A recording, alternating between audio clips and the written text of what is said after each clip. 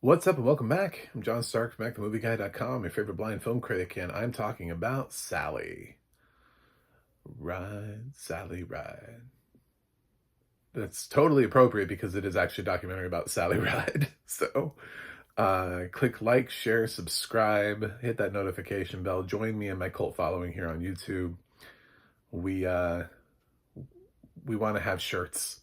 We want to have merch. Not really. Other critics say that they go into things blind, and I actually do go into things blind all the time. Even if I'm not moving, even if I just play something off my phone, I went into it blind. I just went into the bathroom blind earlier. I don't know, I just go into things blind. It's just what I do. So if you like a change in perspective, hey, what's up? So Sally, uh, I got an advanced screener for this that I didn't actually. I had the opportunity. I was invited to advance screen this movie, and I noticed a problem with it in immediately, and I was like, "Oh fuck me." so, um, so I decided to wait because it was a Nat Geo headed to Disney Plus day after release. Now, have they done audio description for movies like this before? Sure. But Sally does not have audio description. So rather than watch it and then wait 2 weeks for it to drop on streaming and then find out it had audio description, I was like, I'll just wait and see because I would rather review the film in its totality for me as a blind person with the accessibility feature that I need. But I could have seen this 2 weeks ago had I been able to verify that the film was never going to have audio description. So if the film was never, I tried to put that up in a poll online. I was like, blink twice if you can confirm that you've worked on audio description for Sally. Technically, nobody blinked. So, and I don't know if that just means the right people didn't read it. So this is a documentary about Sally Ride in time for Pride Month because she's sort of one of the forgotten LGBTQ icons because she comes from a time at which people were not really allowed to be gay. We were still looking down on it, and she was trying to be an astronaut. So she had to manage her time. And I definitely have not paid enough attention to Sally Ride as a human being. Like, I know who she is and I know why she's famous. But other than that, this documentary was pretty eye-opening, and it actually kind of bleeds a little bit more into lesbianism as a whole and talking about what it was like to sort of hide back in the day. There's a little bit here with Billie Jean King and sort of her being outed and how she lost all of her endorsement deals, and Sally Ride was a big fan. How that sort of affected a lot of the decisions that Sally made. She ends up getting married to a guy, but later on she does have a life partner, and it's somebody that she knew basically her whole life. Uh, Eventually at some point she leaves NASA, and I don't know, she just doesn't care anymore. You know, like what's the point? So 90s became a lot easier to be out and open, and it just got progressively easier for somebody to say who they were. And it leads all the way up until her death in 2012. Yeah, spoiler alert, Sally Ride's dead. So if you didn't know that, I'm sorry. But it leads up into to her death and the fact that she and her partner were able to have a ceremony before that because it wasn't sudden, but it was sort of like a sudden illness and then a quick decline. She died in her 60s. So unfortunately, one of the most iconic women of all time is not with us anymore, even though the time frame is not insurmountable. I'm not talking about trying to have Harriet Tubman still around. Like they're like, I don't know why she's not here anymore. I don't know, math? Probably. But no, Sally could absolutely, if she wasn't taken down, it's not it's not an age range. I mean, the people who knew her are still here to comment on the documentary. This isn't somebody who lived a long time ago, and we can't find anybody who knew them. So, and then everybody's talking about them in this like historical context of things they've read and studied, and they're all like experts. No, it's not that. So, yeah, if you want to know more about Sally Ride, this is great for that. This is interesting because it could have played in the Women's History Month. Also, could have played perfectly in LGBTQ month. I think what's interesting is that it does both. It celebrates women, it celebrates their achievement. She was part of this first little group of women who fought really hard to join the astronaut program, you know, and to match and to live up to the same expectations that all the male counterparts were, and to have that same sort of focus, drive, everything else that they had.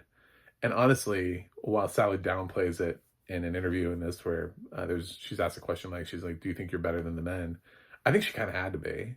I think when they're looking at you and scrutinizing you, you have to be flawless, whereas men were able to always be a little bit more flawed.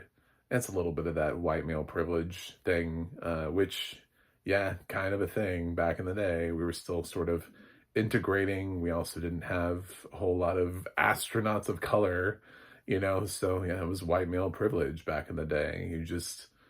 Everyone looked the same, and then they were like, well, I guess we could add some women. So, um, but we do get some Challenger references here.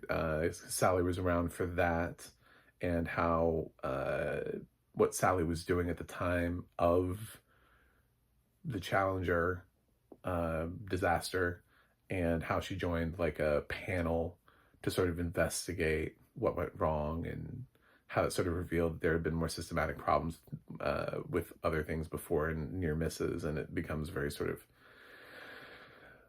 I think, disillusioning for her. So I don't want to tell you the whole movie, but I thought it's interesting enough that if this feels like a thing that you want to watch or we're interested in, I know it doesn't have audio description, but sometimes we can't let that stop us. It's a documentary, so at the end of the day, it's a lot of talking and learning. I know that's really reductive to the documentary, because not every documentary is that.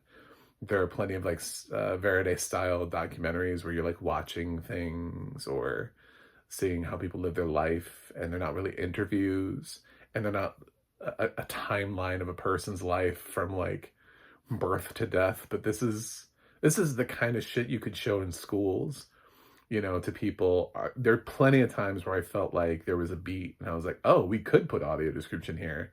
It's not nonstop talking like my movie review is, where it's like, go ahead and try to audio describe my review right now. Download it and see it. I haven't shut up. I just keep talking. So it's not like that.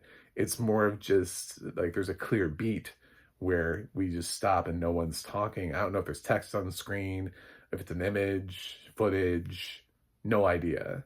But because of that, it becomes a little bit troublesome for me to outright final grade this movie and say, yeah, I absolutely, because I don't think, sometimes I watch a documentary that is a little like me and doesn't really shut up, and I'm like, I don't think the audio description here would have added much to it.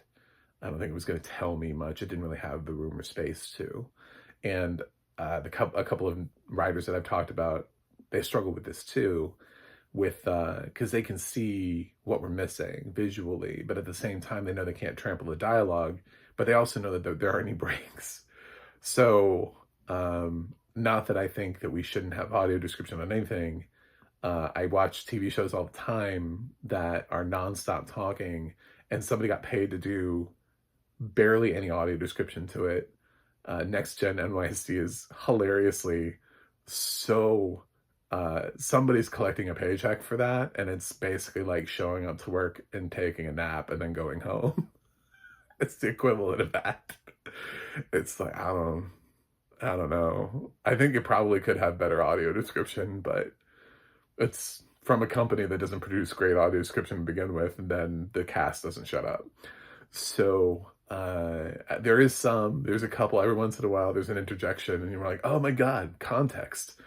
And I think Sally would have given me more context. Unfortunately, Disney Plus doesn't ever feel the need, the pull, desire to describe their Nat Geo content, which is very disappointing because they get a lot of Nat Geo content and they use it and prop it up and they're like, check out our Tucci in Italy, not audio described, you know? And they bring their films, they roll these films out and they ask for them to, be in consideration for Oscars or for Emmys, and they become these things that people talk about, and they don't get audio described. What's even more frustrating is when you find out a film like Sugar Cane had audio description, and then you have to spend like 3 months complaining to Disney to get them to use the audio description that was created for Sugar Cane for its, festival run. It's all frustrating, but this is life, and this is why I'm on a channel, is to talk about it, because if I don't talk about it, then nobody knows we have a problem in the blind community with audio description and accessibility. They just think we're living our lives and being like, well, fuck it. But you know what? That's kind of what Sally did. Sally kind of stood up and said, no more. And at some point, she was like, I can't be a part of this. I can't continue to just not be who I am. I have to go be me, even if it means I'm not an astronaut anymore, even if it means I'm not working with NASA. So she went and said I'm gay, and had at least the remainder of her life with her life partner, and she did what she needed to do. So I like the documentary. I just don't know where it would land because it's not quite as talkative for me to be able to just put a pin on the map and say, yeah, that's probably right. So yeah, I have no grade for Sally. I think this one warrants audio description. I think there's enough here to audio describe. I think there were enough breaks that it makes sense. So a decent company would have been able to put enough audio description here to really pull us in and complete the experience for us. However, if you're blind or low vision and you've been looking forward to this, don't let it stop you. Like if you're super into like astronaut shit and you find yourself constantly running up against a brick wall, don't let the world box you in either. See it and then complain about the lack of accessibility. But you can still make your own choices. You won't be like profoundly lost either. It's not some sort of existential experience without audio description. It just, could have used it. So that's it. Thanks for watching. Thanks for subscribing. And I'll see you guys on the other side.